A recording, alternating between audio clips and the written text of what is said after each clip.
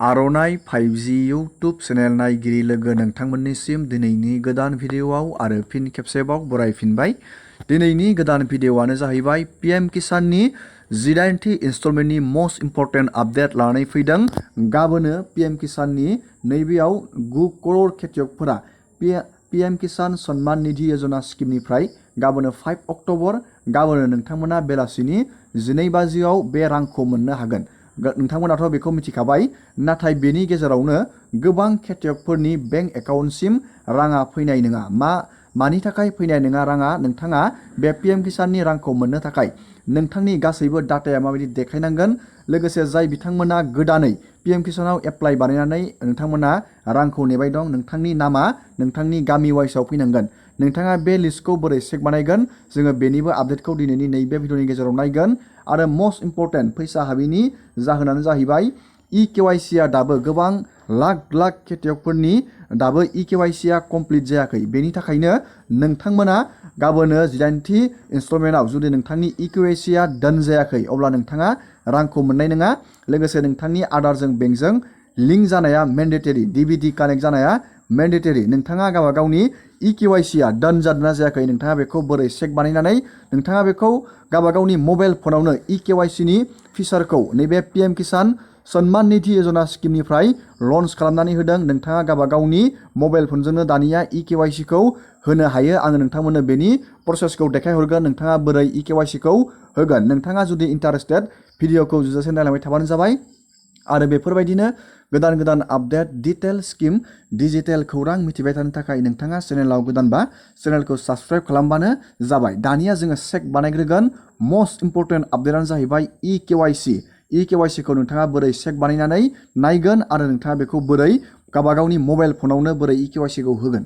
नोंथाङा बेखौ नायनो थाखाय PM किसाननि नोंथाङा पर्टेलाव थांनांगोन। PM किसान नोंथाङा बेखौ सार्च खालामना होबानो जाबाय। आं दानिया PM किसानखौ सार्च खालामबाय, बेबायदि लिंकखौ भिडिअनि डिसक्रिपसनाव होखादों। दानिया नोंथाङा नैबेयाव नुनो मोन्दों PM किसान सन्मान निधि। नोंथाङा बेयाव क्लिक खालामबानो जाबाय। बेयाव क्लिक खालामना होनाय लोगो लोगोनो नोंथाङा बेयाव PM किसाननि आपडेट नुनो मोनखादों। PM किसाननि 18थि इनस्टलमेन्टनि रांखौ गाबोन नोंथांमोना मोननो हासिगोन। नैबेयाव अफिसियेल आपडेट फैखादों। दानिया नोंथाङा EKYCखौ चेक बानायनो थाखाय बे पेजखौ नोंथाङा बोखोनांगोन आरो नैबेयाव नुनो मोन्दों नोंथांनि EKYC, बेयाव क्लिक खालामना होनांगोन। नोंथाङा बेयाव क्लिक खालामनानै नोंथांनि आधार नाम्बारखौ नैबेयाव बहायनानै नैबेयाव सार्च खालामनांगोन।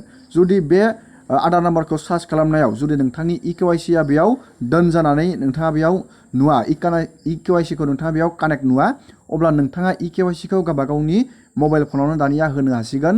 नोंथाङा CSC सेन्टाराव थांनानै आखाइनि फिंगारप्रिन्ट नोंथाङा होनो बेयाव जेबो खोथा गैला। दानिया नोंथाङा गावबा गावनि मबाइल फनावनो नोंथाङा गावबा गावनि फटक हगारनानैनो बेयाव नोंथाङा EKYCखौ बानायनो हासिगोन। जोङो दानिया बेनि आपडेटखौ नायगोन। नोंथाङा EKYCखौ गावबा गावनि मबाइल फनावनो नोंथाङा माबोरै होनो हागोन। नैबेयाव नोंथाङा मोनसे आपडेट नुनो मोन्दों ससियेल मिडिया एक्सनिफ्राय PM किसाननिफ्राय नैबेयाव अफिसियेल आपडेट मोनसे होनानै होदों। दानिया नोंथाङा EKYCखौ होनो थाखाय बेयाव नोंथाङा नैबे CSC सेन्टाराव थांनानै नोंथाङा दानिया होनो बेयाव जेबो खोथा गैलिया। नैबेयाव लिरनानै होखादों EKYC विथ फेस अथेन्टिकेसन फिचारखौ दा PM किसाना बेयाव लन्च खालामनानै होबाय। नोंथाङा नैबेयाव नुनो मोन्दों PM किसान मबाइल एप होननाय मोनसे नोंथाङा प्ले स्ट'राव नोंथाङा डाउनलड खालामनांगोन आरो बे मबाइल एपजों नोंथाङा EKYCखौ इजियावनो होनो हागोन। नैबेयाव लिरनानै होखादों नो OTP नो फिंगारप्रिन्ट रिक्वायर्ड। नैबेयाव लिरनानै होखादों नोंथांनि बेयाव OTPबो नांला आरो आखाइनि फिंगारप्रिन्टबो नांला। नाथाय आगोलाव नांगौमोन। नोंथाङा CSC सेन्टाराव थांनानै बेयाव आखाइनि फिंगारप्रिन्ट होनाया मेन्डेटरिमोन। नाथाय दा बेयाव नो OTP नो फिंगारप्रिन्ट रिक्वायर्ड। नोंथांनि दा बेयाव आखाइनि फिंगारप्रिन्टबो नांला आरो OTPबो नांला। दानिया नोंथाङा नैबायदि नोंथाङा गावबा गावनि फट'खौ बेबायदि साफायनांगोन मबाइल फनाव। नैबेयाव लिरनानै होखादों complete your KYC with face authentication feature. नैबेयाव PM किसाना मोनसे बिग आपडेट फोसावनानै होदों। फेस अथेन्टिकेसन फिचारखौ बेयाव लन्च खालामनानै होदों। नोंथाङा दा इजियावनो गावबा गावनि मबाइल फनावनो बे PM किसाननि EKYCखौ बानायना लानो हासिगोन। जास्ट नोंथाङा नैबेयाव लिंक होखादों डाउनलड द एप फ्रम बिल' लिंक। नैबे लिंकआव क्लिक खालामना होनाय लोगो लोगोनो नोंथाङा बे एप्सखौ नोंथाङा प्ले स्ट'राव डाइरेक्ट मोननो हागोन। आं दानिया बे लिंकआव क्लिक खालामदों। नोंथाङा नैबेयाव नुनो मोन्दों PM किसान। नोंथाङा बे PM किसान बे एप्सखौ नोंथाङा डाउनलड खालामबानो जाबाय। आं बेखौ अलरेडि डाउनलड खालामनानै लानो हादों। नाथाय आं नोंथांमोननो बे PMkisanनि EKYC होनायखौ देखायहरनो हानाय नङा। मानो होनोब्ला बेखौ जेब्ला आं अपेन बानायनानै नायो अब्ला बे स्क्रिन रेकर्डिंआ बेयो ब्लार खिथियो, बेयाव ब्लेक खिथियो, बेयाव सिकिउरिटि पार्पसनि थाखाय बेयाव ब्लेक खिथियो, जेबो नोंथांमोना नुनाय मोननाय नङा। मानो होनोब्ला अट'मेटिक बे रेकर्डिंआ बन्द जायो। बेनि थाखायनो आं नोंथांमोननो बेखौ देखायहरनो हानाय नंला। नोंथाङा बेयाव नैबे PMkisan एप्सखौ डाउनलड खालामबानो जाबाय आरो बेयाव एप्सखौ खुलिनानै नोंथाङा बेयाव बेनिफिसारिखौ सिलेक्ट खालामबानो जाबाय।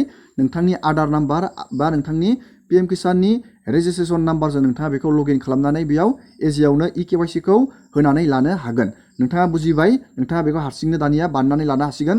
मानो होनोब्ला बेनि स्क्रिन रेकर्डिंआ बेयो श' जाया। नोंथांमोना बुजिबाय।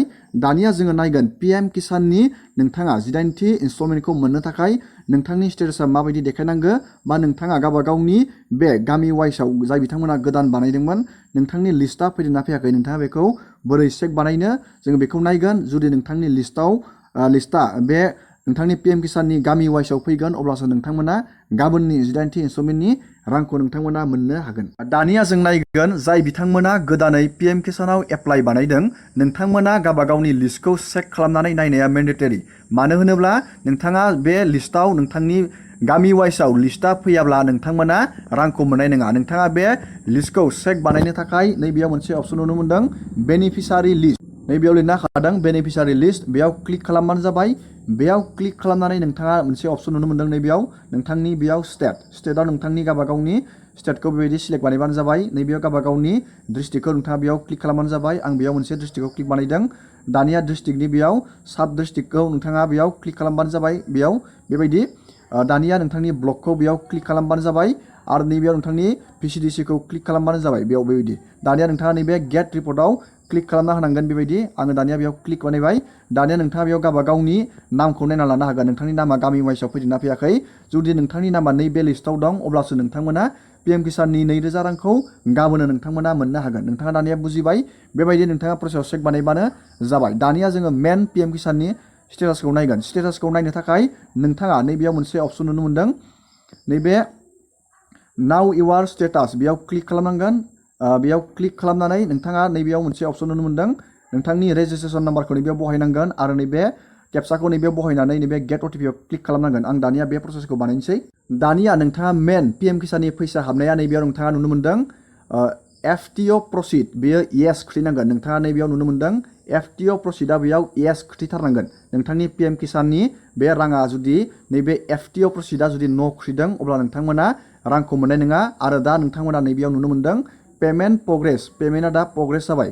बे पेमेन्टखौ गाबोन सोगोन। नोंथांनि नैबे FTOआ बेबायदि येस खिथिनो नांगोन। दानिया नोंथाङा नैबे इलिजिबिलिटि स्टेटासआव क्लिक खालामनानै होनांगोन नोंथांनि गासैबो डाटाखौ नायनो थाखाय। जाय बिथांमोना गोदानै एप्लाइ बानायदों नोंथांमोना बेबायदि चेक खालामना नायबानो जाबाय।